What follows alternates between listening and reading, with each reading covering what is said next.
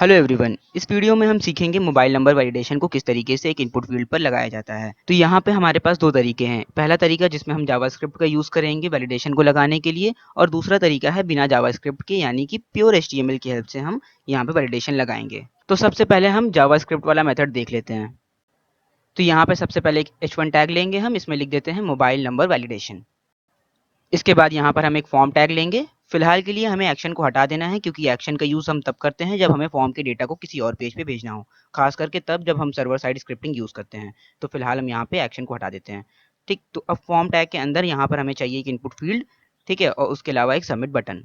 और यहाँ पे इनपुट फील्ड का जो टाइप है हम यूज़ कर रहे हैं टेक्स्ट, और इस इनपुट फील्ड का एक नाम दे देंगे नेम प्रॉपर्टी की हेल्प से। ठीक है, इसका नेम दे दिया है हमने मोबाइल नो। ठीक है, इस नेम प्रॉपर्टी की हेल्प से क्या कर पाएंगे, हम इस इनपुट फील्ड के अंदर जो भी डेटा लिखा होगा उसको एक्सेस कर पाएंगे। उसके अलावा हमें फॉर्म का नाम भी देना होगा। ठीक है, क्योंकि हमें फॉर्म को पहले एक्सेस करना है, उसके बाद ही हम इसके अंदर के डेटा को एक्सेस कर पाएंगे। तो यहाँ पे हमने फॉर्म के नेम को दे दिया है माई एफ आर एम। चीज़ें अभी आगे चल के क्लियर हो जाएंगी, जैसे ही हम जावास्क्रिप्ट यूज़ करेंगे तब आपको पता चलेगा यहाँ पे नेम एट्रीब्यूट का काम क्या है। अब यहाँ पर हमने एक इनपुट टाइप ले लिया है सबमिट, यानी कि सबमिट बटन क्रिएट करेंगे हम। इसकी वैल्यू दे देते हैं सबमिट। तो ये जो वैल्यू के अंदर जो चीज़ें लिखी है हमने कैपिटल में सबमिट, ये बटन पर लिख कर आएगा। तो देखिए हमारा सबमिट बटन आ गया, और उसके अलावा एक इनपुट फील्ड। ठीक है, और ऊपर हेडिंग।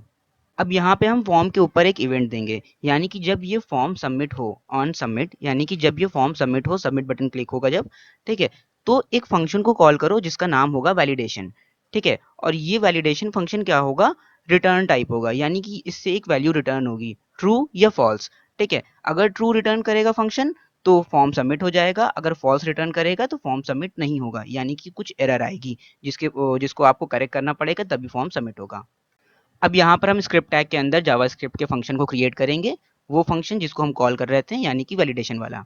ठीक है, तो वैलिडेशन फंक्शन कॉल होगा जब वो फॉर्म सबमिट होगा। तो अब यहाँ पर हम एक वेरिएबल लेंगे, इसका नाम दे देते हैं फ़ोन। ठीक है, अब यहाँ पे नेम प्रॉपर्टी की हेल्प से हम फॉर्म के अंदर जो इनपुट फील्ड है उसको एक्सेस करेंगे। हमने कहा डॉक्यूमेंट डॉट फॉर्म्स, डॉक्यूमेंट में प्रेजेंट सभी फॉर्म्स को एक्सेस करो। सभी नहीं, किस फॉर्म को एक्सेस करना है, यहाँ पर हम उसका नाम दे देंगे स्क्वायर ब्रैकेट्स के अंदर। हमने कहा माई एफ आर एम नाम के फॉर्म को एक्सेस करना। ठीक है, डॉक्यूमेंट डॉट फॉर्म्स का काम होता है डॉक्यूमेंट में प्रेजेंट सभी फॉर्म को एक्सेस करना। ठीक है, जब स्क्वायर ब्रैकेट में हमने नाम दे दिया माई एफ आर एम, तो ये क्या करेगा, माई एफ आर एम नाम के फॉर्म को एक्सेस करेगा। अब इसके बाद हमने एक और स्क्वायर ब्रैकेट दिया और इसके अंदर लिख दिया उस इनपुट फील्ड का नाम जिसे हमें एक्सेस करना है। तो हमने कहा मोबाइल नो नाम है उस फील्ड का जिसे हमें एक्सेस करना है। तो ये क्या करेगा, इस फॉर्म के अंदर जो फील्ड है मोबाइल नो, ठीक है, उसको एक्सेस करेगा। तो यहाँ पे इस वेरिएबल की हेल्प से अब हम क्या कर सकते हैं, इनपुट फील्ड को एक्सेस कर पाएंगे। हमने कहा इफ, एक फंक्शन होता है इज नैन। ठीक है, इज नैन का मतलब होता है इज नॉट अ नंबर। अगर नॉट अ नंबर है, यानी कि इसके अंदर पास हुई वैल्यू नंबर नहीं है, तो इफ को एग्जीक्यूट कर दो, यानी कि ये जो इफ वाला ब्लॉक है ये एग्जीक्यूट हो जाएगा। अगर फोन के अंदर यानी कि इनपुट फील्ड के अंदर जो भी वैल्यू है वो नंबर नहीं है, तो इफ का ब्लॉक एग्जीक्यूट हो जाएगा। ठीक है, is not a number use किया जाता है चेक करने के लिए कि इनपुट फील्ड में जो भी चीजें एक्सेस हुई है वो नंबर नहीं है क्या। तो अगर नंबर नहीं होंगी तो एक अलर्ट दिखेगा, नॉट अ नंबर।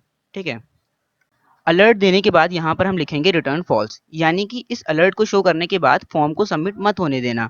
ठीक है, अगर यहाँ पे रिटर्न फॉल्स नहीं लगाएंगे तो फॉर्म का जो डेटा होगा वो सबमिट हो जाएगा, तो हमें सबमिट होने से रोकना है। तो रिटर्न फॉल्स।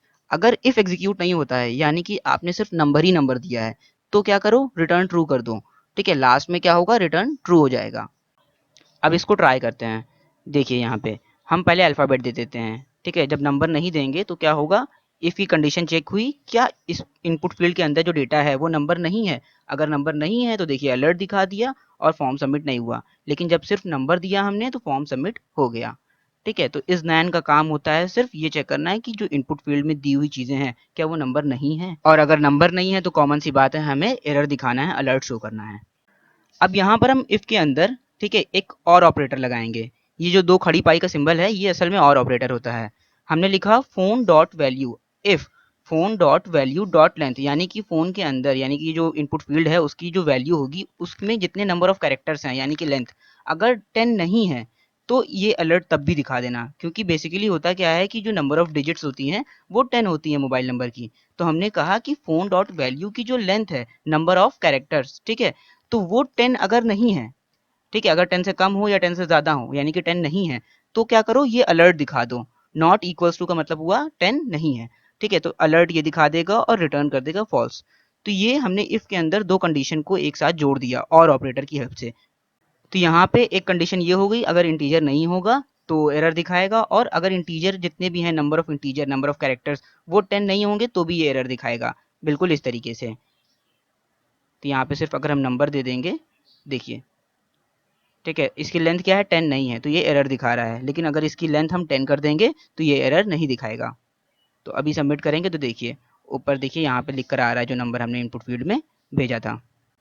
अब नॉर्मली क्या होता है कि नंबर जो स्टार्ट होता है वो 7, 6, 8, 9, मतलब 6 से 9 के बीच से ही स्टार्ट होता है। तो हर एक कैरेक्टर को तो हम चेक नहीं कर सकते, लेकिन हम चाहें तो सिर्फ पहली डिजिट को चेक कर सकते हैं कि वो 6 से लेके 9 से स्टार्ट होनी चाहिए, वो जो इनपुट फील्ड में जो भी आप नंबर देंगे वो। तो उसके लिए देखिए यहाँ पे हमें करना क्या पड़ेगा। अब यहाँ पर हम एक वेरिएबल लेंगे जिसका नाम होगा, यहाँ पे हम दे देते हैं गेट नम। ठीक है, इसका काम होगा वो जो इनपुट फील्ड की जो वैल्यू है, यानी कि फोन वाली जो इनपुट फील्ड है, जो वेरिएबल है, उसकी जो वैल्यू है, ठीक है, उसको क्या करो, स्ट्रिंग में कन्वर्ट कर दो। तो यहाँ पे एक फंक्शन होता है स्ट्रिंग, तो उसके अंदर हम पास कर देंगे फोन की वैल्यू। यहाँ पे स्ट्रिंग में इस वजह से कन्वर्ट कर रहे हैं क्योंकि स्ट्रिंग की हेल्प से हम फर्स्ट कैरेक्टर को आराम से निकाल सकते हैं। ठीक है, जैसे ये नंबर है मान लेते हैं, ठीक। तो अगर स्ट्रिंग की बात करें तो इसको हमें डबल कोट्स में लिखना पड़ेगा, क्यों, क्योंकि स्ट्रिंग हमेशा डबल कोट्स या सिंगल कोट्स में होता है। ठीक, अब हमें चाहिए क्या, इसका पहला कैरेक्टर, ठीक है, यानी कि 1। तो हम क्या करेंगे, इस फर्स्ट कैरेक्टर को एक्सेस करने के लिए यहाँ पर स्ट्रिंग फंक्शन के आगे लगाएंगे एक डॉट, और उसके बाद एक फंक्शन लिखेंगे डॉट कैर एट, यानी कि एक कैरेक्टर हमें दो जो किस पोजीशन पर हो। अब पोजीशन हम दे देंगे 0, यानी कि जो फर्स्ट पोजीशन पर हो। ठीक है, स्ट्रिंग की जो स्टार्टिंग होती है वो हमेशा 0 से होती है, इसका यानी कि जो इंडेक्स होता है वो 0 से स्टार्ट होता है। ठीक है, तो पहला कैरेक्टर कहाँ पे मिलेगा हमें, 0 इंडेक्स पे। तो हमें सिर्फ एक कैरेक्टर चाहिए, तो हमने इसलिए लिखा डॉट कैर एट 0। तो इस स्ट्रिंग को हमें 0 कैरेक्टर को लाके दे देगा, यानी कि 0 पोजीशन पे जो भी कैरेक्टर होगा या नंबर होगा वो हमें मिल जाएगा। तो इस तरीके से हमें पहला कैरेक्टर मिल जाएगा। अब एक वेरिएबल लेंगे, हमको वापस इस स्ट्रिंग के जो पहला कैरेक्टर है इसको वापस इंटीजर टाइप में कन्वर्ट करना है, यानी कि नंबर में कन्वर्ट करना है, क्योंकि यहाँ पे जो स्ट्रिंग होती है वो नंबर होते हैं, वो दो अलग अलग चीज़ें होती हैं। तो यहाँ पर हमने यूज़ किया है नंबर फंक्शन। नंबर फंक्शन क्या करेगा, उस स्ट्रिंग को नंबर यानी कि इंटीजर टाइप में कन्वर्ट कर देगा, तभी हम कंपेयर कर पाएंगे उसको। तो यहाँ पर हम एक और ऑपरेटर लगाएंगे और एक तीसरी कंडीशन को मैच कराएंगे। ठीक है, तो तीसरी कंडीशन हम ये दे देंगे कि ये जो फर्स्ट नम है, ठीक है, अगर इसकी वैल्यू लेस देन 6 हुई तो फिर भी ये एरर दिखा देना। ठीक है, तो इससे क्या होगा, तीन कंडीशन हमने एक ही साथ इफ के अंदर दे दी है और ऑपरेटर की हेल्प से। ठीक है, अब यहाँ पे कंप्लीटली समझ लेते हैं ये फंक्शन कर क्या रहा। सबसे पहले ये इनपुट फील्ड से एक इंटीजर लेगा, उसके बाद उसको ये स्ट्रिंग टाइप में कन्वर्ट कर देगा, उसी सेम चीज़ को। ठीक है, अब उसको स्ट्रिंग टाइप में कन्वर्ट करने के बाद स्ट्रिंग का 1 और इंटीजर टाइप 1 दो अलग अलग चीज़ें होती हैं, तो हमें उसको वापस इंटीजर टाइप में कन्वर्ट करना होगा। ठीक है, तो यहाँ पे स्ट्रिंग में इसलिए कन्वर्ट कर रहे थे जिससे हमें एक 1 मिल जाए, यानी कि जो पहला जो हमारा कैरेक्टर होगा या इंटीजर होगा वो मिल जाए फ़ोन नंबर का। ठीक, उसको वापस हमने क्या किया, अब नॉर्मल इंटीजर में कन्वर्ट कर दिया। ठीक है, स्ट्रिंग से हटा दिया नंबर फंक्शन की हेल्प से। ठीक, अब उसको हम मैच कराएंगे कि क्या वो लेस देन 6 है या नहीं है। अगर नहीं है तो ये एरर दिखाएगा, अगर है तो कोई बात नहीं। अब हम इसका आउटपुट चेक करते हैं। तो पेज रिफ्रेश करने के बाद अब देखिए, यहाँ पे सिर्फ नंबर दे दिया, लेकिन पहला कैरेक्टर या पहला इंटीजर क्या है, देखिए लेस देन 6 है। सबमिट किया, देखिए एरर दिखा रहा है कि इनवैलिड फ़ोन नंबर है ये। ठीक है, उसके बाद मान लेते हैं अगर हम इसको कोई और नंबर दे देंगे, सबमिट करेंगे, देखिए 6 दिया था। ठीक है, या 7 देंगे, 8 देंगे, 9 देंगे तो ये एरर नहीं दिखाएगा। ठीक, अगर इसकी लेंथ 10 से कम होगी तो भी ये एरर दिखा देगा। ठीक है, और उसके अलावा अगर आप कोई अल्फ़ाबेट दे देंगे तो भी एरर दिखा देगा। तो ये था जावास्क्रिप्ट की हेल्प से वैलिडेशन हमारा। ठीक, अब बिना जावास्क्रिप्ट की बात कर लेते हैं कि बिना जावास्क्रिप्ट को यूज़ किए किस तरीके से ये काम करेगा। अब यहाँ पर हम क्या करेंगे, पूरे स्क्रिप्ट टैग को हटा देंगे, उसके अलावा जो ऑन सबमिट वाला जो इवेंट दिया था हमने उसको भी हटा देंगे। ठीक है, हमें इसकी ज़रूरत नहीं है क्योंकि हम जावास्क्रिप्ट का यूज़ नहीं करेंगे। यहाँ पे हम यूज़ करेंगे पैटर्न एट्रीब्यूट इस इनपुट फील्ड पे। ठीक है, तो जब फॉर्म सबमिट होगा तो होगा क्या कि हर इनपुट फील्ड का पैटर्न एट्रीब्यूट चेक करेगा कि उसके अंदर जो लिखा डेटा है उस इनपुट फील्ड के अंदर वो एक स्पेसिफिक पैटर्न से मैच कर रहा है या नहीं कर रहा है। तो पैटर्न क्रिएट करने के लिए क्या करेंगे, हम रेगुलर एक्सप्रेशन का यूज़ करते हैं। अब यहाँ पर देखिए रेगुलर एक्सप्रेशन में हमने लिखा \d। ठीक है, तो \d का काम होता है इनपुट फील्ड में चेक करना कि हर एक डिजिट या फिर हर एक कैरेक्टर डिजिट है या नहीं, यानी कि नंबर है या नहीं, 0 से लेके 9 तक है या नहीं, ये चेक करेगा \d। ठीक है, तो इसको अब चेक कर लेते हैं। यहाँ पर आए, इसको हमने रिफ्रेश किया। अब देखिए इसके अंदर मान लेते हैं पहले कैरेक्टर दे रहे हैं, तो क्या लिख के आ रहा है, please match the requested format. ठीक है, तो अभी ये एरर दिखा रहा है। लेकिन मान लेते हैं इसके अंदर देखिए हम बार बार फॉर्म सबमिट करेंगे तो भी क्या होगा, यही एरर दिखाएगा। अब इसके अलावा मान लेते हैं हमने 1 2 3 4 लिख दिया, तो भी देखिए क्या हो रहा है, एरर दिखा रहा। अब क्यों दिखा रहा, क्योंकि देखिए अभी हमने स्पेसिफाई नहीं किया है कि कितने नंबर ऑफ डिजिट चेक करना है। तो फिलहाल ये क्या करेगा, 1 डिजिट को चेक करेगा। ठीक है, फर्स्ट डिजिट को। तो उसके अलावा आगे के डिजिट चेक करने के लिए हमने यहाँ पे लिखा ब्रेसेस के अंदर 10।